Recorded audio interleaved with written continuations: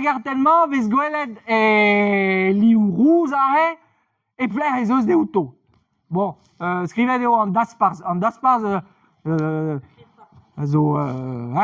brezhoneg chik, mesta, evit lavaret an dachad l'er zeus de outo, quoi, evel just. Komprenet do peus. Deus an Amerik, betek, ya, a Kamtchatka, mat. A gwelet evez ar gartenier deus pler e teu ar badates. Na ezo interesant. Ne ket ar badates a zeu evel just c'hwi war mat, deus Amerika an traoù, a c'hesteiz, menechou an andou, an andez menechou, quoi. Bro an enka ket choua agal ar papa, vez graet de outo eno. Bon, hag ouzkoude, ez eus ket an eval e vars e kichen tro dro. Ah, setu drôle eo, hein. Meus ket respoun ebet da lavaret deoc'h perag na penans.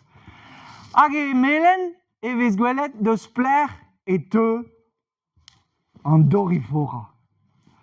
An dorifora zo ton deus bro ar Meksik e menechou. Va hentadou dime, an tadou koz hag ar mamou koz a veze o veva tranquillig en ur c'horn bihan ahe, hein. Ne ket bras kenan. Hag o veva var er menechou var er louzou, er blanten bennak hag e veze ive, me mestra famil evel ar badates evel just, quoi. Me blanten plan dister gant drein a tout, hag ouzpen ez eo broioù l'er ma vez ser, quoi. Setu, ez eo ket pelloc'h an doriforet a jome c'horn-se. Ya, drôle eo. A bremañ peta vez gwelet, an Amerik evel just a zo paket pendaben, hag moa c'hoant diskouez an dra bennak. Pe gwelet evo da c'houde. Ah non, na ezo, divator. Ya. Gwelita, bro hal, bro Spagna, bro Allemagne, Italie, Russie, ouais, Russie. Bro Chine zeus ket. L'Ukraine va vezon pa ket fall. Ya. Un tammig bihan, hein, en Afrik an ternos, Turquie, Mariette. Nous on ket deus peur e obe greet ar gartenman, me kred absur ne ket chinchet. Skoaz, pesegur ma an amzer o chinch, ma tehe e kavo brau, an amprevan et ze, da zevel un tammig bihan nuel or. Ni, bon, e breiz gwelet e vez kler e vez e kreiz ar bed. A just e kichen, brozos, inizi brozos hag i werzoun. Drôle eo, hein. Kar ben a fin, perag ne eus ket, d'abord veo gwelet. Ta. Super! La,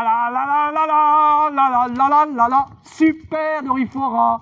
Bon, mat, e c'heller patial, douz ar gartenal, evit dispega penans, e o deuet, deus e menechou e bro Meksik, da gemer tout la plage en deus, ar bel a bez. C'hwi war en Amerik, ez eo bet red war an naour, hein.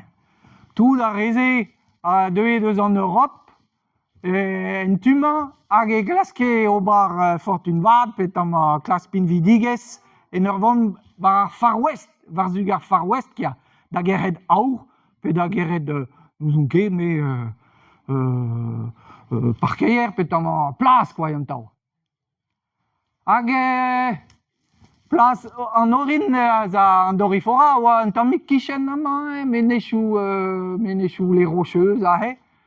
A ben a fin, ez eo en gavet evit ar vez kenta, da danva ar plant patates. Plant patates! Pegen saurus ke a kichen ar blanten dreinak ser a oa en a rao, quoi.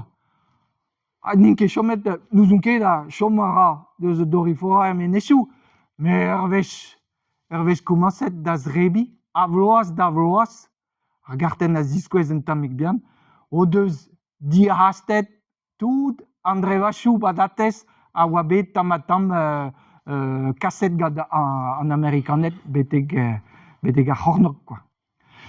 Ben a fin, on entadou dime, o deus gret an ent en tu control de zeus an amerikanet. A kompren a reoc'h, ya beteg obar ouspenn kan kilomet be ploaz, quoi, eveze komere gato. Setu ervech en gavet amañ New York a gal, evel just oa ket diez d'an dorifora, dre bigi a listri a bep seurt, mont da dreuzi ar mor Atlantel. Exodus, ya an traverse bras, an treuz bras, an a zo an istor de omni an doriforet, setu. Bremañ, gant ar gartenmañ e vez gwelet e plec'h. Ez eo komanset e brohal istor an doriforet. E vez just, gant bigi gist am eus lavaret deoc'h, e oa en gavet doriforet un tammig partout, e percher e porzioù Londrez, Rotterdam, l'erm a veze bigi ur c'hengaout, quoi. Me bep taol, pezegure ouie dija en Europe, an dud a ouie dija peta oa en gavet en Amerik, hein. Ou eveze greet evez war an rahe, a bep taol eveze gelet mouga an ero hag ben a fin, oa kebet tam droug ebet gant an dorifora. Betek ar bloavezh naotekan unan pe davad ar bloavezh naotekan daou warnugen. E bloavezh daou warnugen, e veze kichen bourdel ahe, vez golemat, gwarnizon amerikanet. Hag a veze o kemerie deus o brodeo deus an Amerik e teue machadourez a bep seurt, quoi. A setu, deus a lerse, ez eo komanset tamatam an doriforet deuet e barz kasedou, kasedou koad pe e touez patatez, piou war. Tamatam, saltapeta, tamatam e o sortiet a komanset da haloupat, mel an deoc'h, a vloaz, an arrez ur garten deus ar bloavezh penaos e oa e bloavezh unan a tregon, petamañ 6 a tregon, meus ket jonsken. O skrivet eo ahe, o rebel eo. Setu, bet e oa klasket ive kontroli an drahe, quoi, goa rezi tout la pez a oa tro dro, me rezi vezat.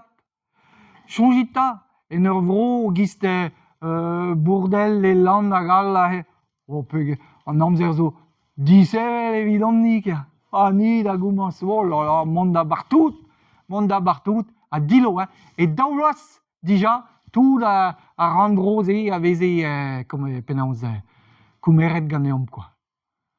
Ne ket brav ahe?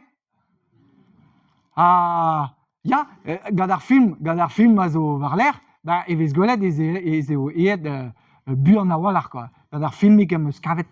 Ez eo eet war an internet da glas traoù da ziskwez deoc'h.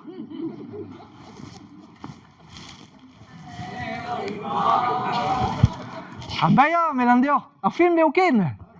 Deo, ya, mesta. Ar film, et tud zo bet da film arnom. Ar fin, an ahe oa ket tout a fait ne ket sinema braz, me mestra traoù zo da ziskwez. Dordogne, Charente inférieure, Sèvres, Vendée, Loire inférieure, mar plij. Setu, an ahe zo a bloavezhioù tregon. A gwelet e vez, pen kenta a bloavezhioù tregon, en tammig bihan giz tout ar c'hleñvezhioù, petamañ tout a stropat da vez war bet, ni, e Breizh, e vez omtaou, divezator vid ar real. Evit pep tra, evit a traoù nevez, evit ar giz a tout.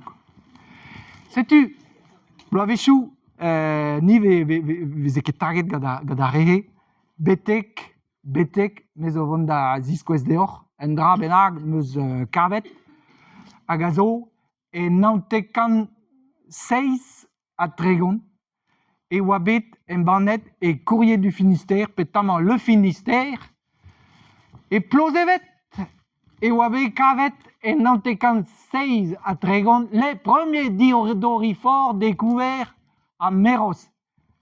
Kumun plozevet, bovigoun, hey.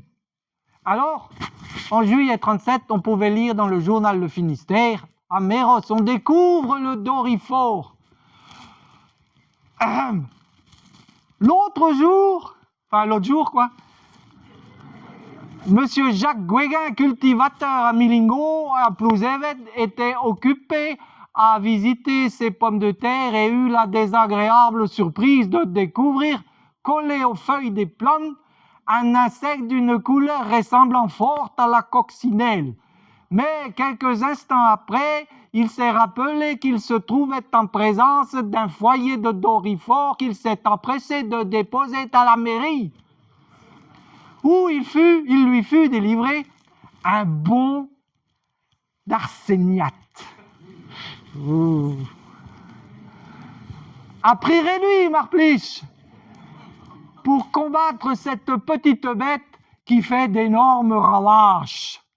L'arseniate est en vente au dépôt du syndicat agricole. Il faut en principe tabler sur 2 kg d'arseniate par hectolitre d'eau et sur 800 litres d'eau par hectare à traiter. Allez? Tous les cultivateurs qui découvriront le dorifore sont priés d'aviser la mairie. L'arbre, il en a outrumé à la secrétaire. Oh! Sais-tu, un gavet de Breis, et Mestra, et Penarbet, dans le sud, quoi. Oui, dans le sud, la Varan. Carni, et Broleun, Godard Vrummen, Gandam Navel, Gandam Namzerlous, et Wakumeret, en Tambid Mia Hamzer. Sais-tu, ja, Nizobet, de Areziveza, Paves Gweled, hein, en dorifora, au Sevel, au Pignat, tout des Brohal, ben ni, et Broleun, Zobet, de Areziveza. Oui, e Broleun, la Varan. Ja, en gavet de... Ja, justement, a Blamour d'Andrahe, matre comprenor da Houde, et Zobet, savet, arjanson, no peus klevet da